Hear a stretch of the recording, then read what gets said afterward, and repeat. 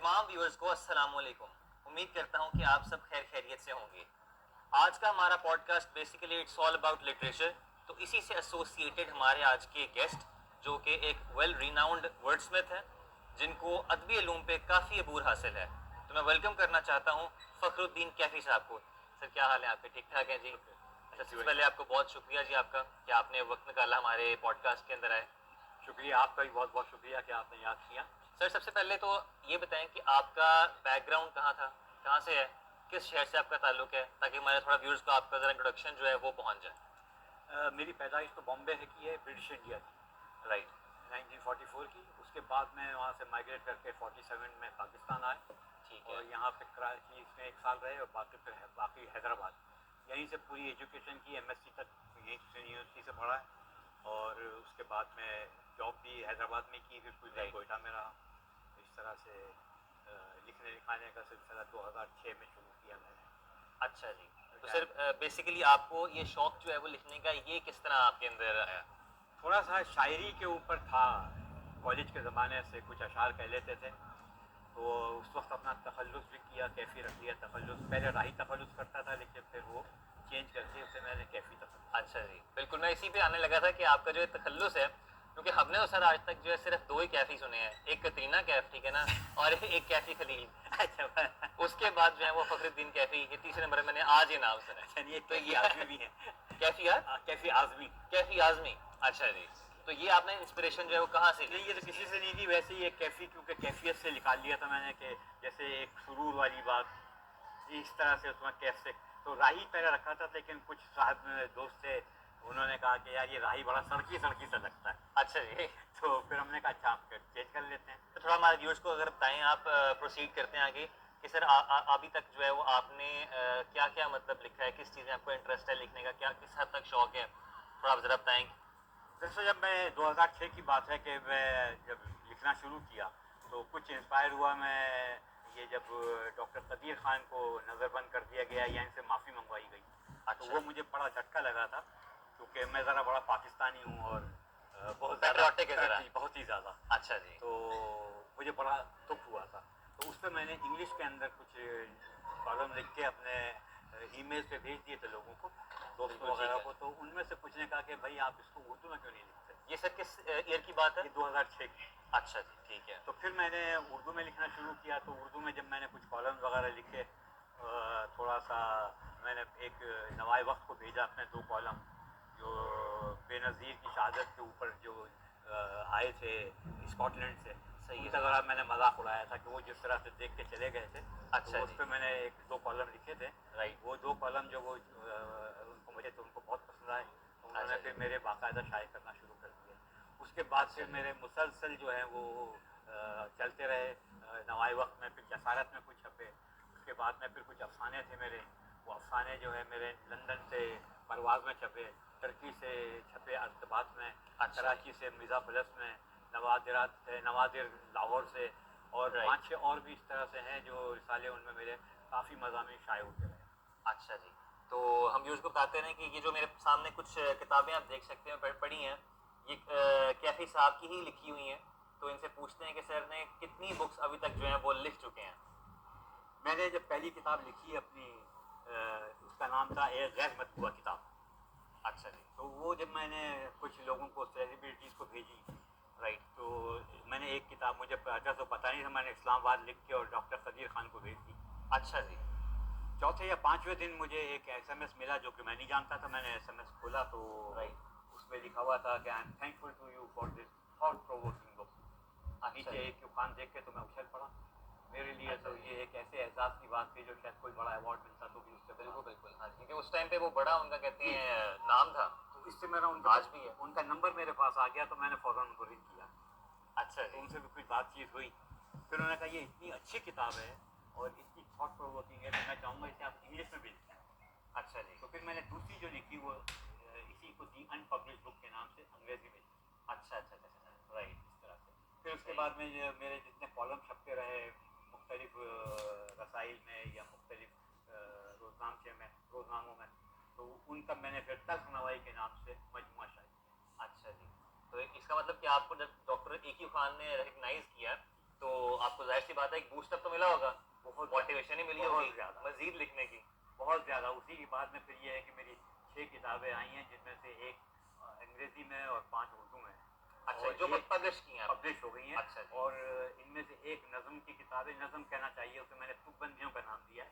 अच्छा, तो उसमें गज़लें भी हैं, कुछ मज़ाहिया शायरी है, कुछ इसकी परवाह किए बगैर के वज़न में है या नहीं है, मैंने उस तुकबंदी का नाम देके शायरी कर दिया। अच्छा, तुकबंदी का सर जरा मतलब थोड़ा एलैबोरेट आप तुकबंदी जो है कर वो सकते हैं? जिसमें अपनी बात कह दी जाए, ज़रा शायराना सा तो लगे, रिदम हो अच्छा उसके अंदर, अच्छा, लेकिन वज़न ना भी हो तो चल जाए। तो वो ज़माना था डी एन मथोक का।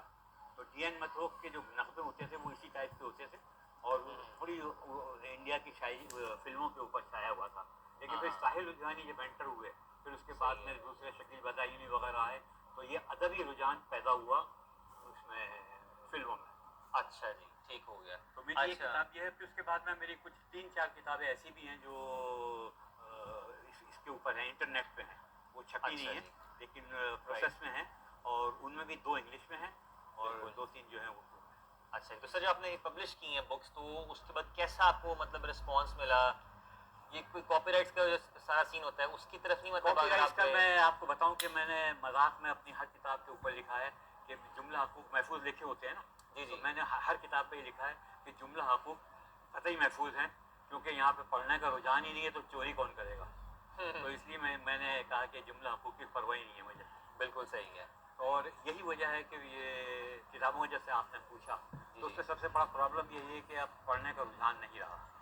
हाँ जी, ये सर एक बड़ा मतलब एक वो, बड़ा अलमिया है हाँ जी, इसका। एक सोचने का लम्हा फिक्री है। बिल्कुल। जिस तरह हम मतलब पहले देखते थे कि लोगों को न्यूज़पेपर पढ़ने का शौक, नॉवेल्स का, बुक्स का, ठीक है ना, बड़ा शौक होता था। तो अब जो ये जनरेशन अब आई है, तो ये बल्कि आप बेहतर इस पर रोशनी डाल सकते हैं कि अब उनके अंदर ये शौक क्यों डेवलप नहीं हो सका? बस ये इत्तेफाक की बात है कि जैसे जैसे हम टेक्नोलॉजी आगे बढ़ रही है तो लोग आसान पसंद होते जा रहे हैं। अब तो वही चाहते हैं हम लेटे रहें और ना आंखों पे जोर देना पड़े, ना कानों पे, ना दिमाग पे। हाँ जी, हाँ जी। तो वो विजुअल भी देख रहे हैं, ऑडियो भी देख रहे हैं।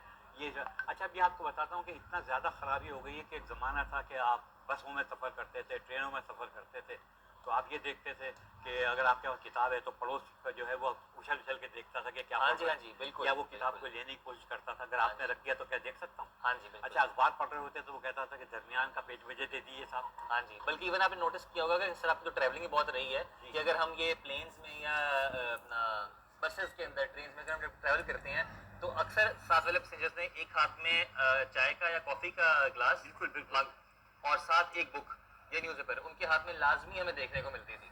इसमें बहुत नॉर्मल था। एक अजीब बात यह है कि एक बार एयरपोर्ट पे, फ्रैंकफर्ट के एयरपोर्ट पे एक साहब मुझे देख रहे थे बार बार। मैंने कहा अच्छा कुछ जी। कहना चाहते हैं, तो मैंने कहा खैरियत, जी जी। हेलो कहा, तो वो जर्मन था। अच्छा जी। तो कहने लगा कि I wanted to talk to you, मुझे आप लगते हैं कि पाकिस्तानी हैं आप। मैंने कहा हाँ। कहने लगा मुझे अफसोस होता है कि पाकिस्तानी जो है वो अब पढ़ते उढ़ते किताबें नहीं हैं, वो अपने मोबाइल से खेलते रहते हैं। अच्छा। बोला यहाँ पे ये है, मैंने बहुत से लोगों को देखा है कि वो फिर कह के रुक गया। मैंने कहा लोगों को घूरते रहते हैं। कहना हाँ ये बात भी सही है। सही हो गया। क्योंकि सर अब जिस तरह हम देखते हैं ना कि अब अगर लोगों के पास ना फ्री टाइम है, लेजर टाइम है, तो पहले यूजली होता था कि मतलब हम बच्चों को कहते थे कि नहीं जी आप ये बुक्स पढ़ें, या चाहे वो इस्लामिक दीनी साइट पे हो या कोई मतलब बुक भी हो, बुक इज बुक, ठीक है ना, आपने पढ़नी है, आपका नॉलेज बढ़ता है। लेकिन अब हम देखते हैं कि बच्चे या बड़े, इवन एडल्ट्स भी अपने फ्री टाइम के अंदर मूवीज की तरफ या सीजन्स की तरफ उनकी तवज्जो ज़्यादा है। क्या आपको लगता है कि जो हमारा नॉलेज जो है वो एक कंटेन्ड होके रह गया है, उतना वास्ट नहीं रहा जिस तरह पहले था? तो उसकी वजह वन ऑफ द रीजंस जो है वो ये हो सकती है। जैसे उसकी यही वजह है कि अब हम लोग डाइवर्सिफाई नहीं हो रहे हैं। हम जो हो गए एक साइड के ऊपर आ गए हैं, हमारा एक छोटा सा व्यू हमारा कम हो गया है।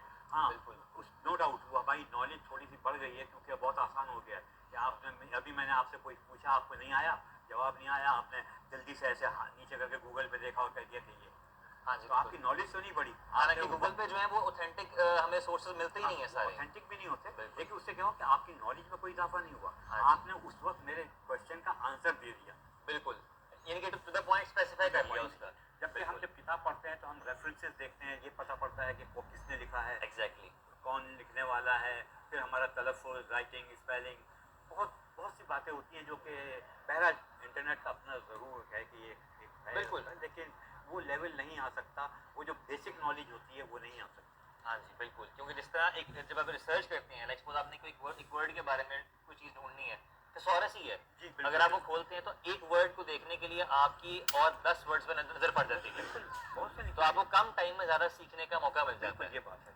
अच्छा, उसके बाद आप ये देखिए कि जो पढ़ने का जहाँ तक है, मैंने किताबें अपनी शाये कराने के बाद में लोगों को, दोस्तों को दी, मुफ्त में दी।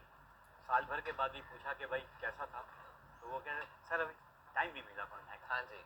तो ये सबसे बड़ी बात है। और मुझे आपको खुशी कहूँ या गम कहूँ, मैंने मेरी जो पहली किताब थी जिसके लिए डॉक्टर साहब ने ये कहा था कि हाँ बहुत जी, हाँ अच्छी जी। है, वो मेरे भांजे ने मुझे कहा कि खालू वो किताब जो है आपकी मैंने वहाँ रद्दी में बिकते देखी है। अच्छा जी। जो पुरानी किताबें कराची में बिकती हैं, अब वो बिल्कुल, कोई साहब जो उनको पढ़ने के लिए मैंने दी थी, उन्होंने वहाँ बेच के आधी कीमत कमा ली, मुझे कुछ नहीं मिला। यानी कि आपसे ज़्यादा प्रॉफिट उन्होंने ले लिया। तो सही है। ये दुख की बात है। बिल्कुल सर, बड़ी डिसअपॉइंटमेंट की वैसे बात है, क्योंकि जाहिर सी बात है अब एक बिल्कुल एक मतलब नॉलेज का एक दरिया है, समुंदर है बल्कि। बिल्कुल। एक कोई बुक भी हो किसी भी हवाले से, चाहे वो पॉलिटिक्स पे हो, चाहे वो लाइक कोई ये आप कह सकते हैं कि हिस्ट्री के बारे में हो, ठीक है ना, कितना कुछ आपको सीखने को मिलता है। लेकिन वो वही बात है कि या तो आप वो समोसा खाने जाएं तो उसके नीचे जो कागज होता है वो किसी किताब का होता है, किताब को वो अफसोस पता की नहीं बात है। कहाँ से जो है वो होके वो पहुंची होती है किताब, टुकड़ों में पड़ी होती है। बिल्कुल ये बात सही है आपकी। जिस तरह हम सर बात कर रहे थे अभी कि जो मूवीज और फिल्म सीजन की तरफ जो रुझान बढ़ गया लोगों का सर, लेकिन अगर हम फिल्म के अंदर भी देखें, एक पूरी टीम वर्क से फिल्म बनती है, राइट।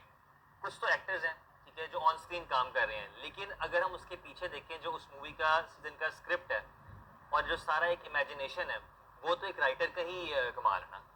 तो क्या मतलब जो ऑन स्क्रीन सामने एक फिजिकल अपीयरेंस हमें नजर आ रही है, वो करिश्मा ज्यादा है एज कम्पेयर टू जो राइटर, हालांकि काम इक्वली दोनों का है। असल में बात यह ना कि विजुअल इफेक्ट बहुत ज़्यादा होता है। अब आप अगर वैसे देखें ना, ये आम हालात में भी अगर आप कोई बात करते हैं और कोई जी। सुनता है तो वो 9% याद रहता है। बिल्कुल।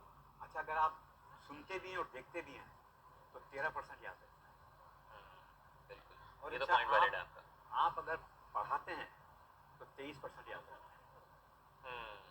तो आप ये देखिए, ये इस तरह से है। तो आप जितना ज़्यादा पढ़ता जाएगा तो वो उसका फर्क पड़ता चला जाता है। बिल्कुल तो सही है। वहाँ पे आता है सिर्फ विजुअल।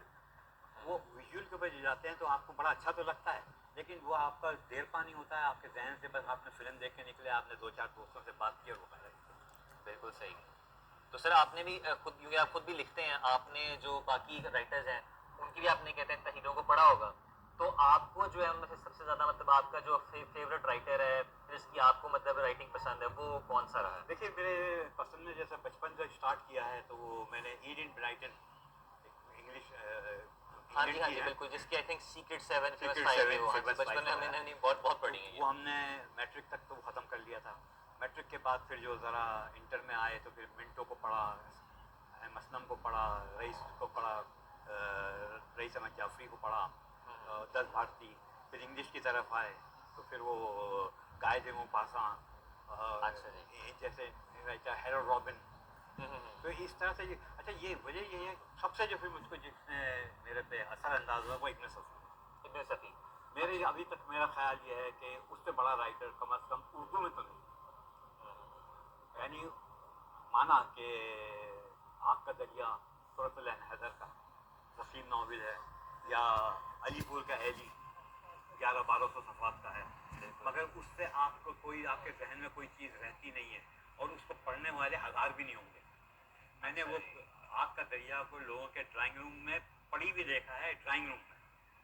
अच्छा। और मैंने जब कई जगह पे खोल के देखा तो उसके कई पेज चिपके हुए थे।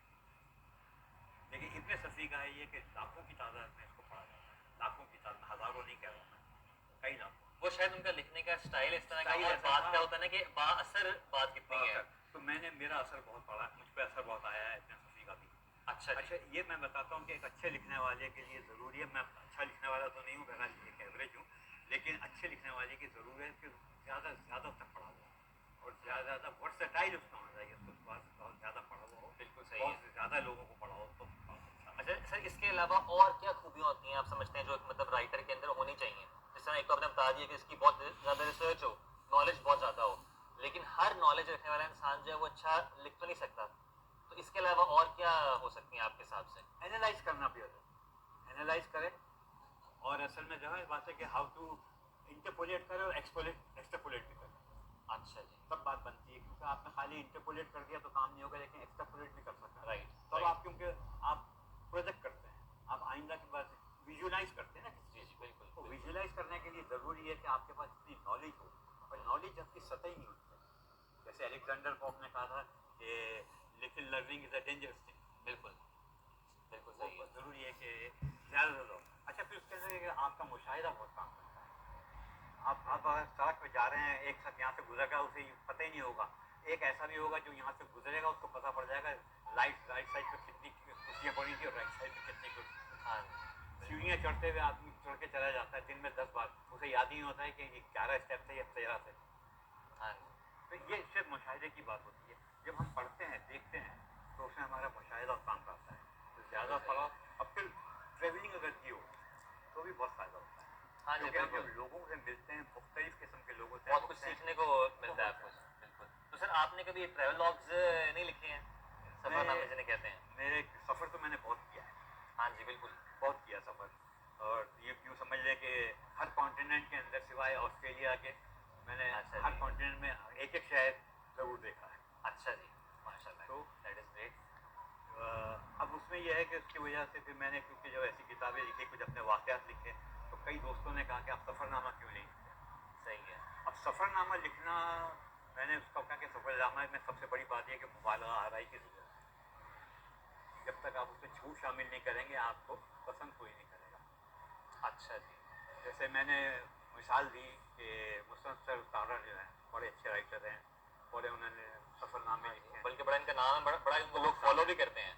लेकिन जब मैंने देखा कि उन्होंने एक जगह लिखा कि फ्रैंकफर्ट के अंदर वो जा रहे थे, तो एक टूटी फूटी कार की आवाज़ आई, मुड़ के देखा तो एक घोड़िया चलाती आ रही थी। और मैंने देखा कि फ्रैंकफर्ट के अंदर इस ज़माने में तो टूटी फूटी कार का तस्वर ही नहीं है। फिर कहने लगे, मैं एक जगह रुक गया, फौजियों ने मुझे पकड़ लिया कि यहाँ पे आप कैंप नहीं लगा सकते। सही है। चले गए।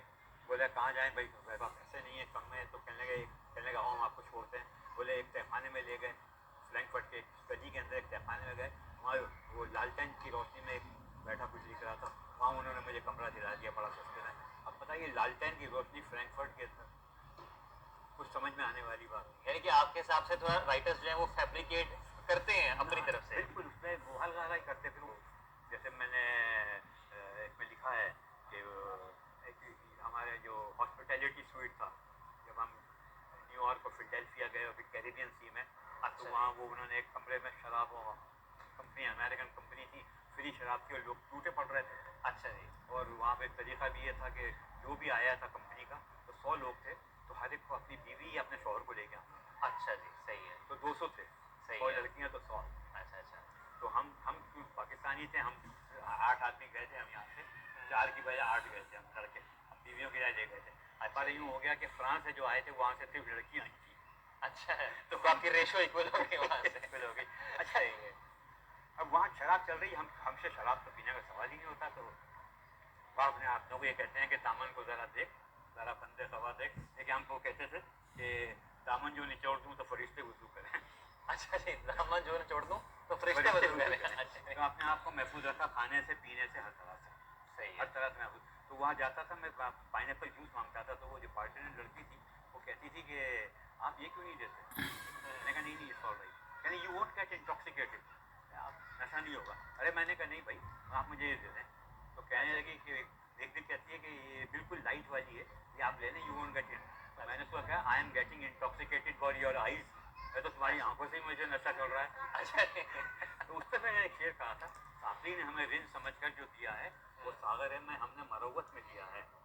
अच्छा जी। वो सागर में हमने मरवत में दिया है, आंखों से पिला देता कोई बात ना होती, सागर से पिलाकर हमें बदनाम किया। वाह, क्या बात है। बस उसके बाद में मुझे उसने कभी जूस की कमी होने नहीं दी। बिल्कुल सही है।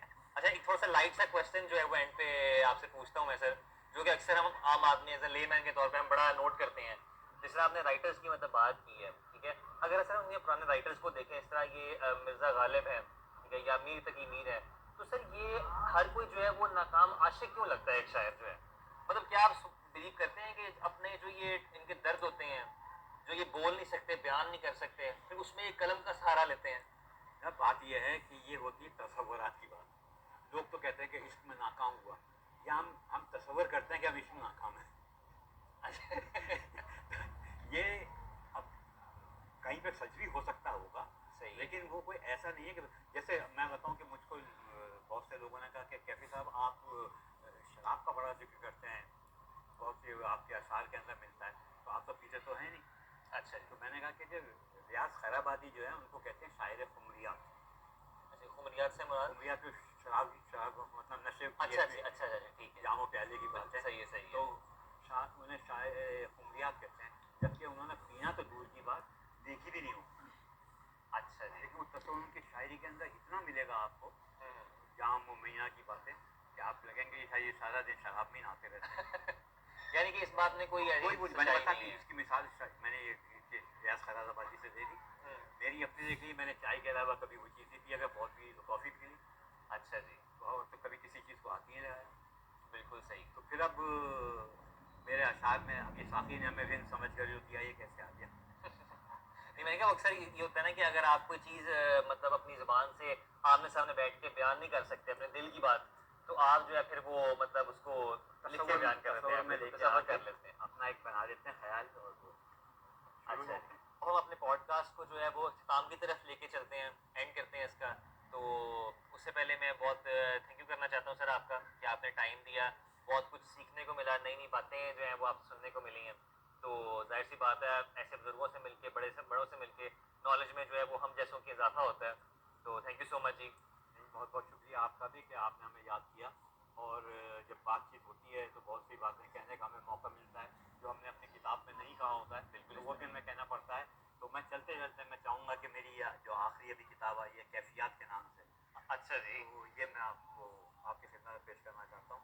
अच्छा जी। तो इसमें छोटी छोटी मेरी मुख्तलिफ जगहों पे जो कैफियत मुझ पर गुजरी है, अच्छा जी। वो उस पर इसमें मैं इसको कलमबंद किया है। चलें, ये तो तो जी हमें कैफी साहब ने जो है वो अब बिल्कुल नाम से मिलता जुलता कैफियात, ये नाम जो है ये बुक हमें उन्होंने गिफ्ट की है। Sir thank you so much ji. हम एंड करते हैं अपने पॉडकास्ट को। आपका देखने वालों का भी शुक्रिया, और अगर वीडियो पसंद आए तो इसको लाइक, सब्सक्राइब और शेयर लाजमी कीजिएगा।